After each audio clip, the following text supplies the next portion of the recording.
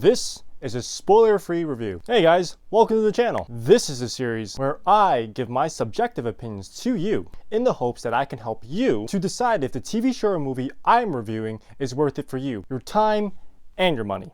So the first question I want to address for you guys is, did I like it? And that is a yes. I thought this was a fine follow-up to last week's episode. I was not anticipating that what we saw this week is something we would have gotten so quickly into the series. However, I'm very glad for that fact. I feel like now this show can really start moving us, the viewer, into places that we did not expect for this story, and has finally sold me on this really weird ride with WandaVision. And so in the next 5 episodes, I'm very excited to see this confrontation. Who is the protagonist? Who is the antagonist? And how are they going to clash and solve the situation at hand? I think the failings of the first 3 episodes was that they didn't really have a problem at hand. We didn't know what was trying to be solved. Thus, we didn't know where the end game was or why we should be watching. Now with episode 4, they have finished that setup, presented all the pieces, and now we're ready to just watch as things start to move. I apologize if I'm being vague, but I'm just trying to make sure I don't spoil anything for anyone who has not seen this episode yet. Also, before we continue, on the last video, you guys did a fantastic job hitting our 5 like goal. Honestly, it doesn't sound like much,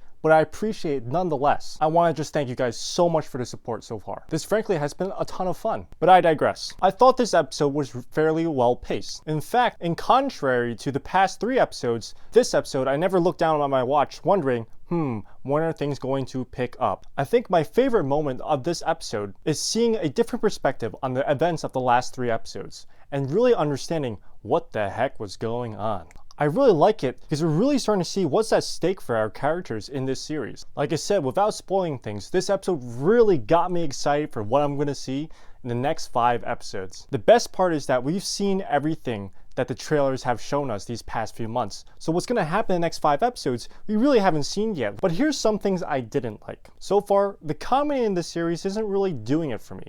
It's very MCU.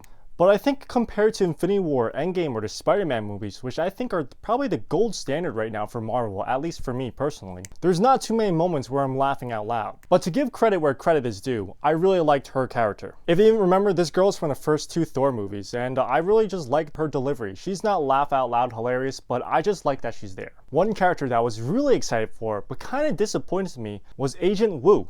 I was excited because first of all, Asian guy represents, I like that stuff. But when I saw he was in the series, I got a little worried because as much as I like him in some stuff, like in this movie, I really didn't like him on other things, like this movie or in this TV show, Fresh Off the Boat, unfortunately. So when he came on screen and I was watching this with my friend, we were both like, did he just say that? That's a really weird saying. I feel like when I have to question if something in a movie or TV show is comedic, they ultimately failed in their purpose. And hey, maybe it's just me. Maybe I just don't get this guy. Because I felt like every time this man spoke, I was like, why do I care?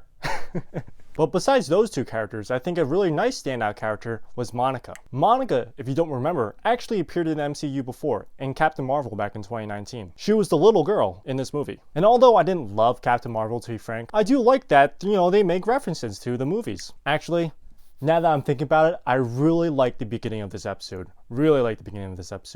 So overall, I really like this episode. I'm really excited, or rather, it makes me really excited what's going to happen in the next 5 episodes. And with that, I give this episode a rating of a B+.